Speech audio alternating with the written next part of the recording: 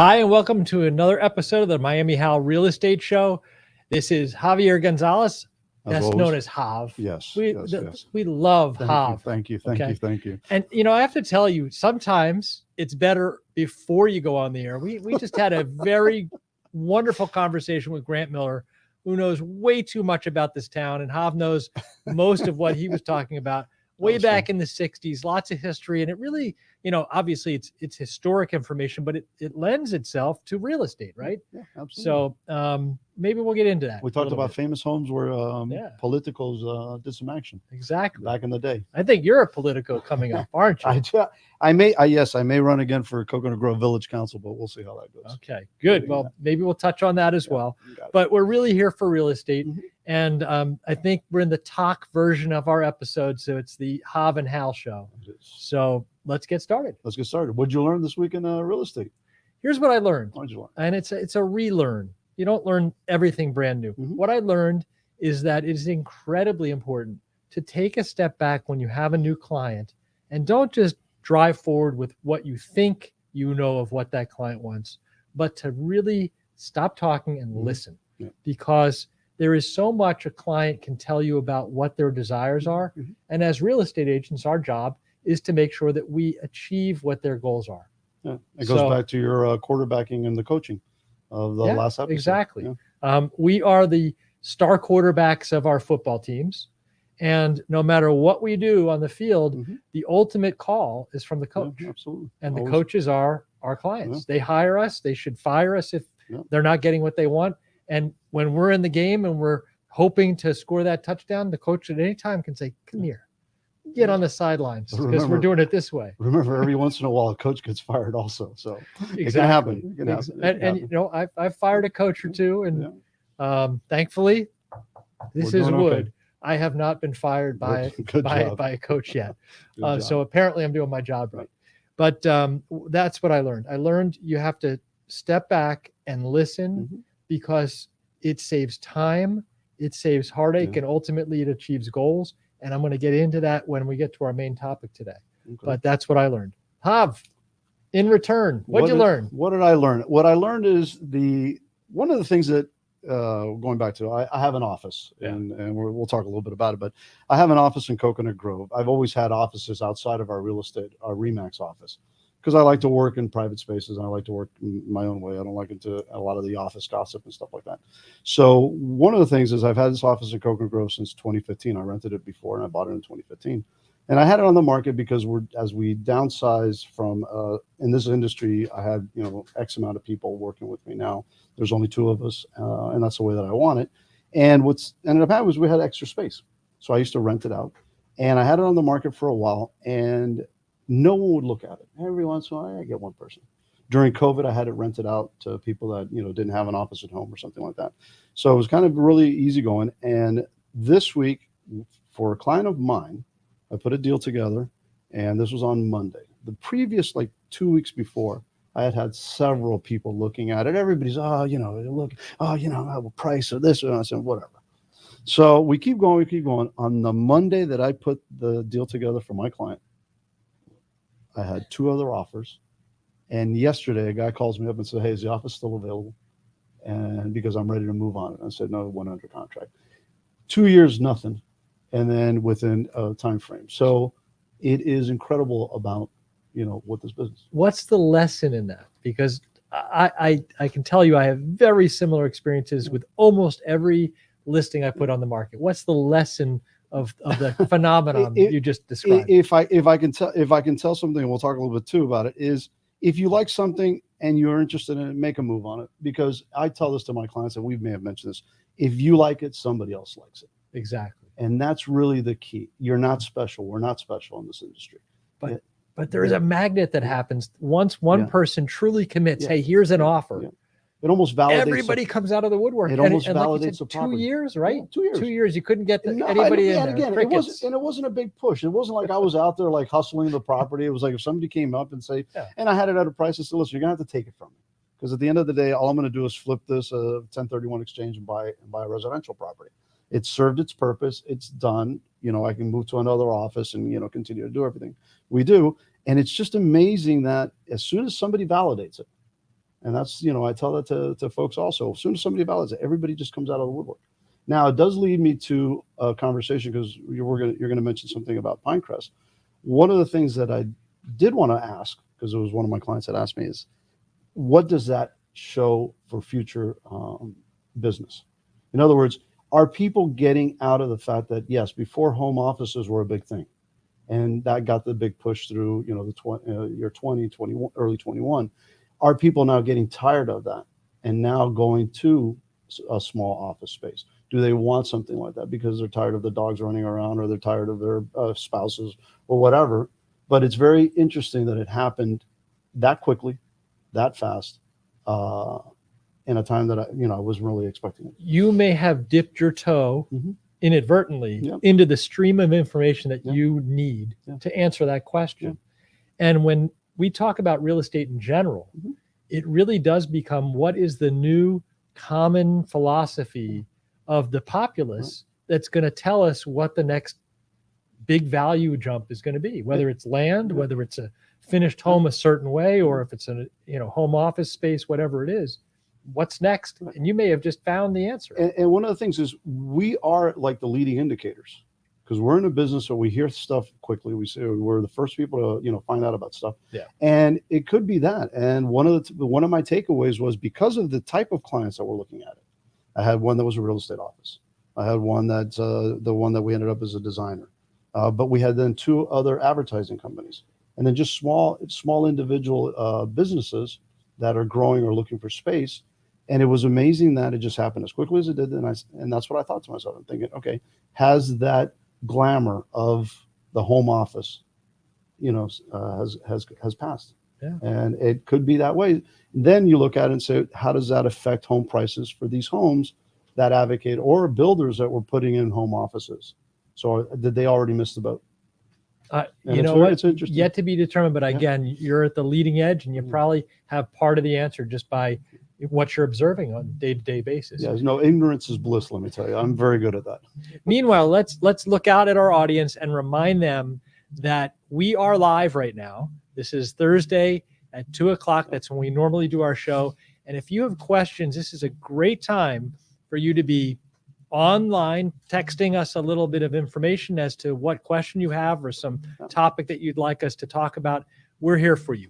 But getting back to things, I stumbled across this little thing. This was in my mailbox. And welcome actually, to September. This is a prop. This prop comes from Michael Miller. Exactly. And I won't go into the details, but millions of dollars. He's a lot happier with the number he has on his than I have on mine. But and anyway, happier than the 5 that I got. This is a trim notice, and you did want to talk about trim notices. So talk to us about what this is all about, and what we're getting now in our mailboxes that are going to be important in the next couple of months. So if you're a new home buyer, this is going to announce basically what your taxes are going to be for this year coming up. Remember, you pay your taxes in arrears. That's why you get a credit when you do your closing. So this is the first of what we would call sticker shock, and this is the valuation of your property as you have it. Second, if you've owned the property since the previous year, this will be that change from your escrow. So that's really where you have to be prepared and understand what these numbers are going to be. And more importantly, it's how your government is spending your money. It tells you detail there where it's going, where the school board is going, and all of the fees that are going to it. So it's very important for you to look at it. So what is typical on one of these, and I'm going to hand this across to you, is that you don't need that level of detail because you know this. But you have here's what you paid last year for all the various services. And then you have several columns thereafter, because it's still not It's on the budget. There's no final decision, and budgets can go 1, 2, or 3 different ways.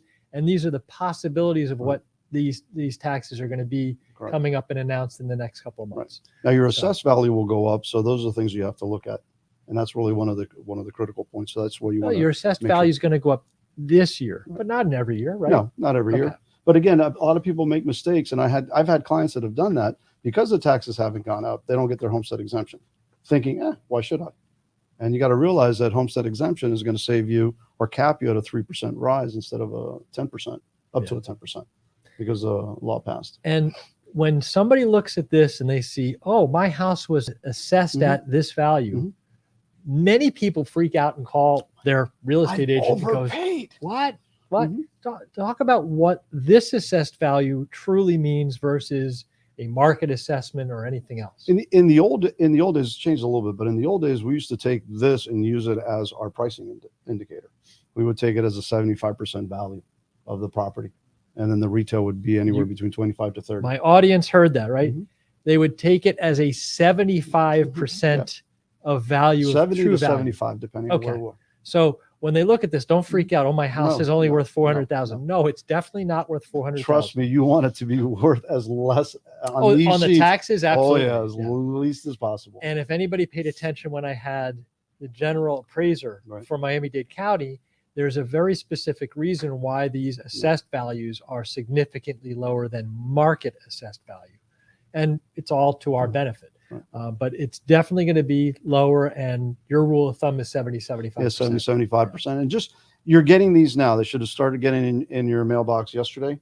I got 6 of them. Yay. So you got 6 of them. I got 6 of them. You're not only an individual, but you run several businesses that have that same address. So you get a repeat. And I have some properties and Okay. So the main entity that you are, you get to see the real numbers. And I got 2 because I run both as an individual that owns my place, and then my business version comes out, and it has a bunch of zeros all the way down. Yeah, that's your intangible or your tangible. So yeah, we get some good ones every once in a while where they're just zeros, and it's like, yeah, okay, we got this. Good. But when you get into the real estate side, but I think the takeaway here is it's very detailed. You're going to see what's coming come November. Yeah. When you're going to get your tax bill. And again, a lot of people escrow their taxes, so they don't really even see the pain of the payment. But I think the key element, and I'm a government guy, is look at where your money's going, and then look at these budgets and see where that money is going, because that's one of the key elements, and it's pretty obvious. It's all there. You mentioned this a couple of days ago. Then you said, I don't really want to talk about it, but you just mentioned it, so I'm gonna bring it up. You said, I'm one of these government guys, so you care. Both as an individual and then also as a representation for people in your community, where that money's going. So what are you potentially running for?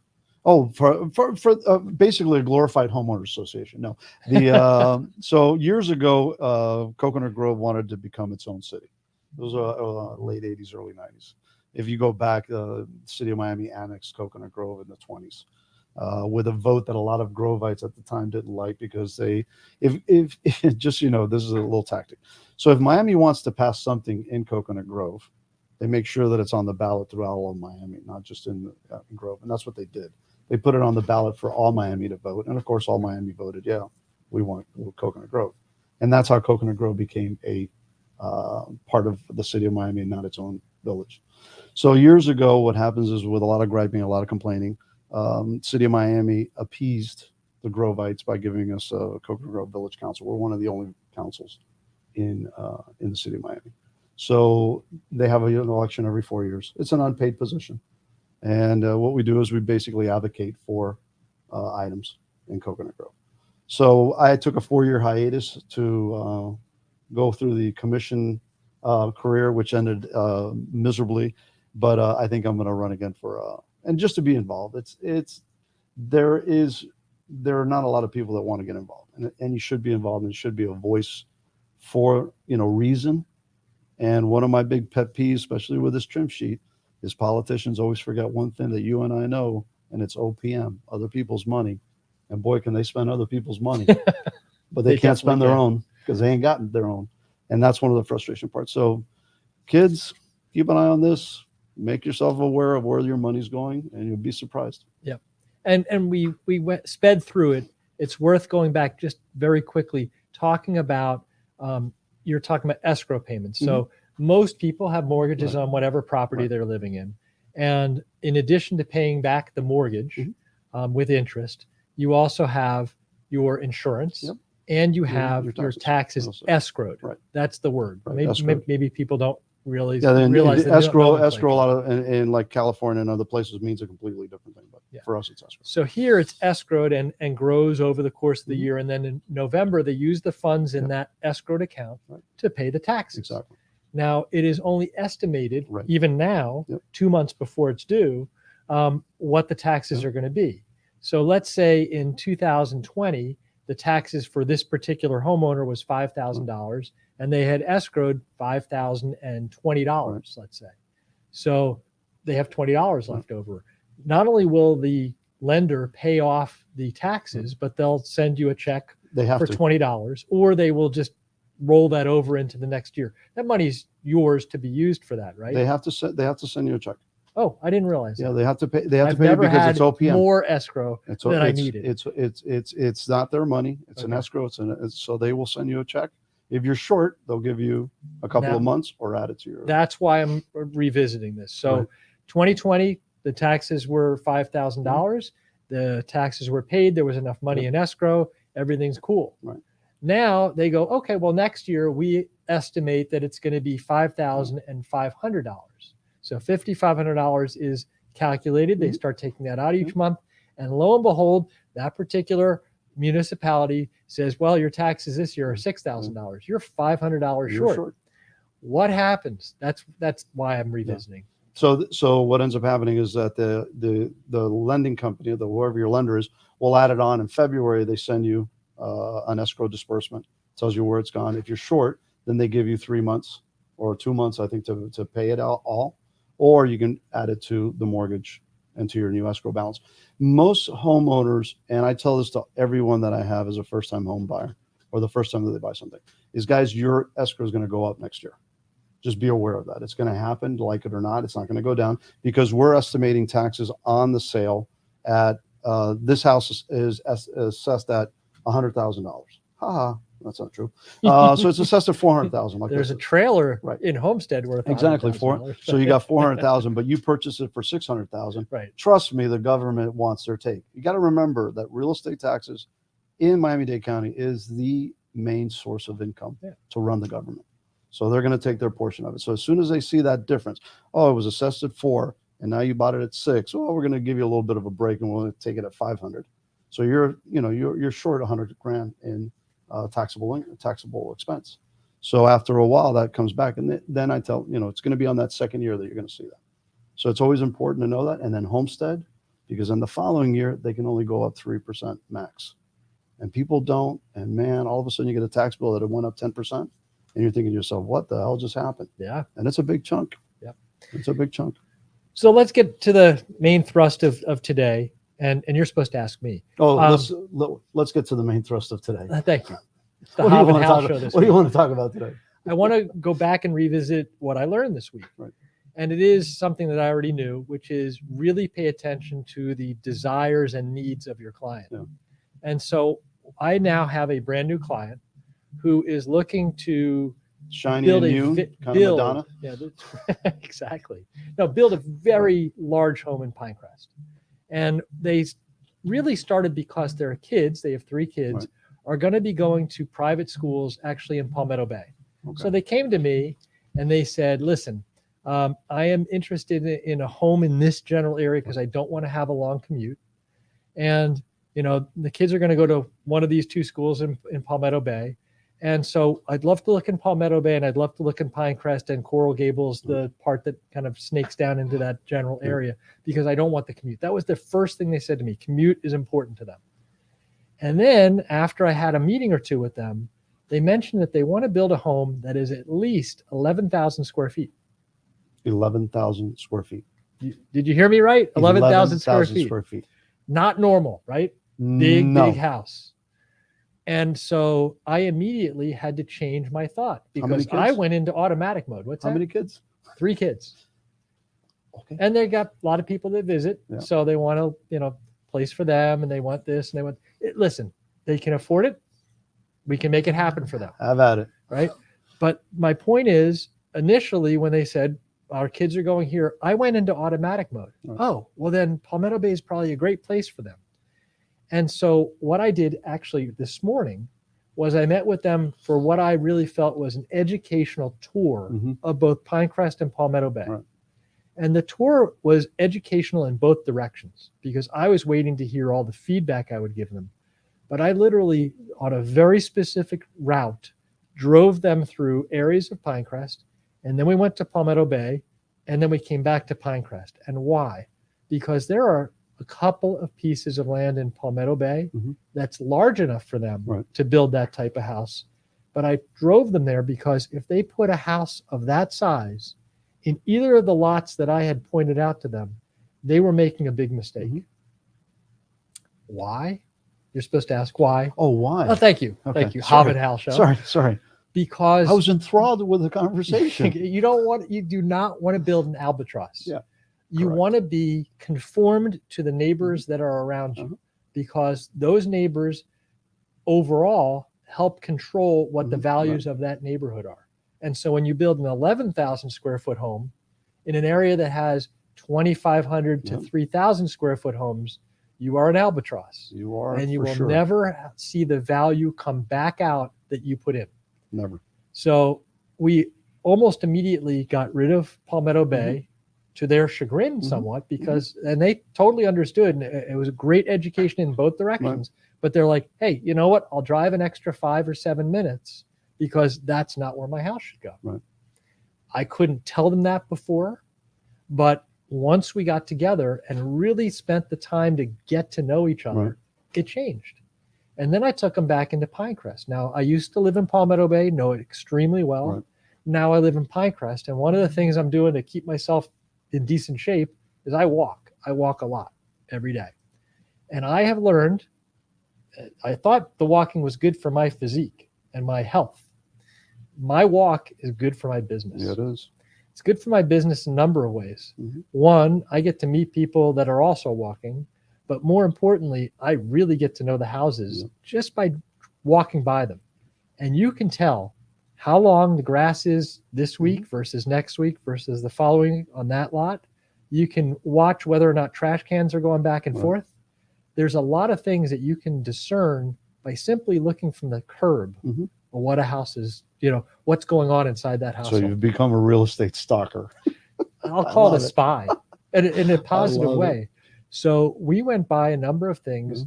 And then what's really interesting about Pinecrest, which is the thrust of what I want to talk about, is that everybody knows that Pinecrest is, a really affluent area with a lot of really nice homes in it. But you can literally turn one block from the first place you started, and the neighborhoods are very different. So you don't buy a house in Pinecrest.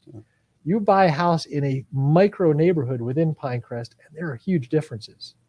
One of the things, go ahead. No, that's going to take me to a topic that I hate when all these reports come out. Yeah, and that they say there. something about Pinecrest or Coral Gables, Coconut Grove, whatever, and we're such a not minute, but a micro market, and people just do not get that. People do not realize the difference between going to South Grove, North Grove, West Pinecrest, East Pinecrest, South Pinecrest. It is a detail that Zillow, the people. Those, did you those say guys, that word? Those guys can't, not on my show. No, those guys. Sorry, not on exactly our show.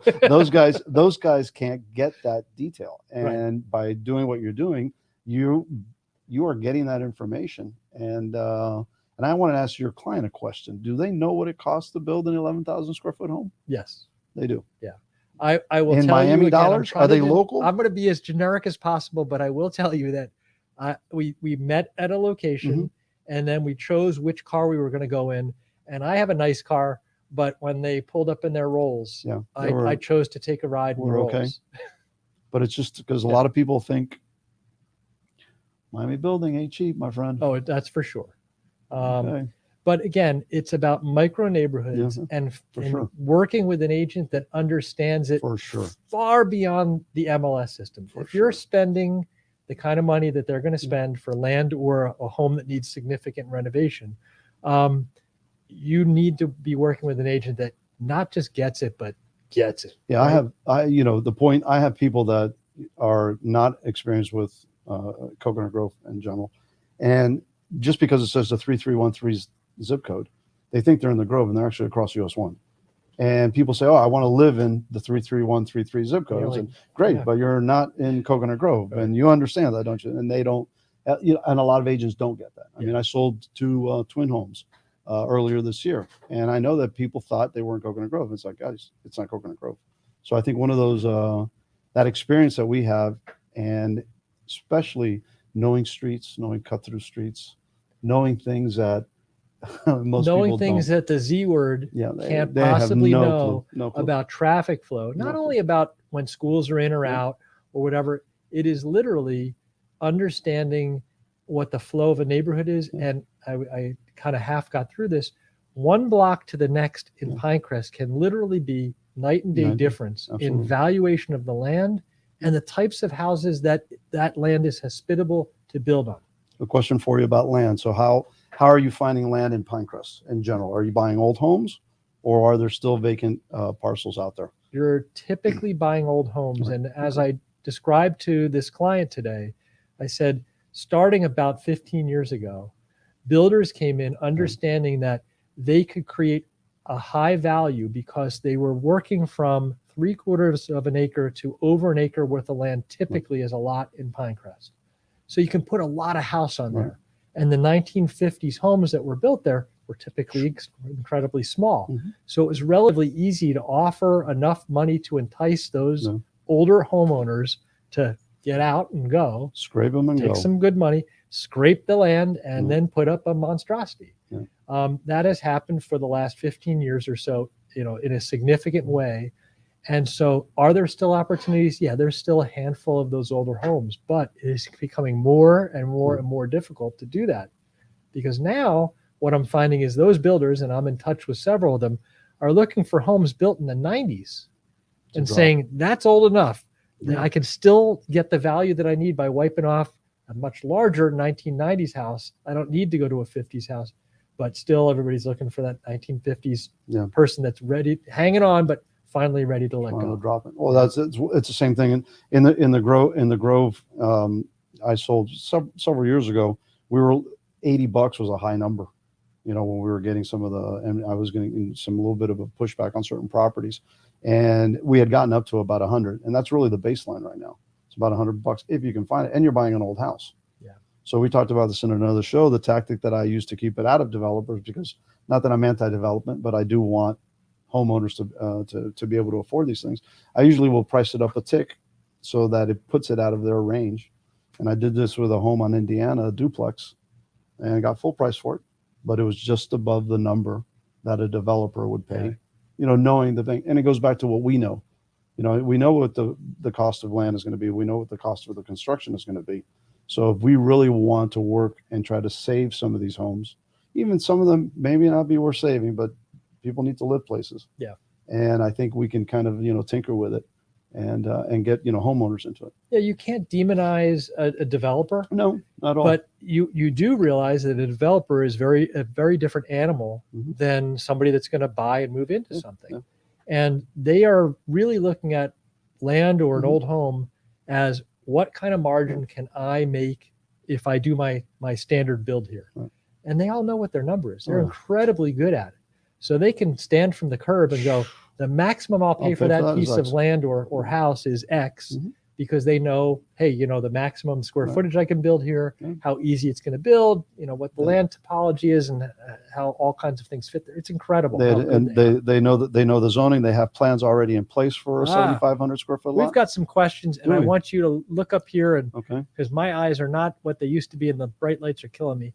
Would client maybe consider getting 2 homes on the same street, if available, or 2 lots that they could build to suit? And that's a great question. And yes, we talked about that. It's combining in 2 lots. What's that? It says there it's in Silver Bluff. Down below. Here. Javier, what do you think about the neighborhood behind the Grove Metro Rail Station? Which I love. I love it. Some of the prices are outrageous for that surrounding area. So. Okay, so it's not Silver. What he means is it's not Silver Bluff. So it's actually, I grew up on 37th Avenue over by Douglas Park. So that's actually has really good value. The prices go up for one reason, is that you're zoned duplex in the majority of the homes there. So you drop those down, you can build 2. That's why you're starting to see a lot of those duplexes that are going up, all the contemporaries.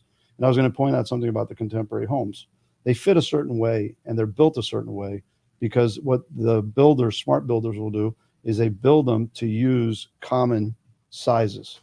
So 2x4s or 2x4s/8. So they'll use all of these. They don't have to cut the boards. They don't have to do nothing. They just basically say, okay, it's going to be a 40-foot and I'm going to use 5 pieces of 4x8 sheetrock to get through it. So that's another thing that you can see why they start to look alike.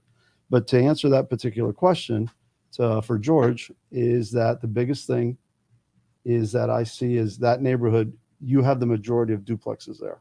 And the zoning there is a little bit looser. You don't have any NCDs. And that's why I think the prices there are what they are. And you also have a lot of expansion going there too. You have a new Target going in there where the Metro Rail is. So it's a very, very popular area at the moment. This exchange was very exciting to me. George asked a question. We're here live. We answer it. And I want to remind people that every single week we have this opportunity, and far less frequently than I would like, we got somebody that actually asks a question or provides extra information. So to the audience, whether you're live, which is best, but even afterwards, if they want to type in something, Jav, you and I go back and look and just make sure there aren't any open questions. And we do try to get back to them and provide the value that we always do. No, and I think we're easy to find. So if anybody has questions for us, I mean, we're in this business and we do this, on a day-to-day basis. Phone number, because we're going to wrap up. What's your phone number? 305-582-5085 since 1986. Okay. And Jav, I know you do a lot of other areas, but the Grove is where you walk, where you live, where you do your thing. I live in the Grove, but I don't tie myself down into. I just love real estate. And I just love Miami real estate. I challenge anybody to know more than you do about the Grove. Appreciate it. My phone number is 786-693-2005. I wish I could not stumble on my own number. There you go. But that's what it is. And every single week we bring you great, unique information about the real estate market here in South Florida. We love your participation, and we are out of time. So until next week, have a great week. Take it easy. Real estate dreams are for Jav and myself to solve for. There you go. Thank you. Have a good week.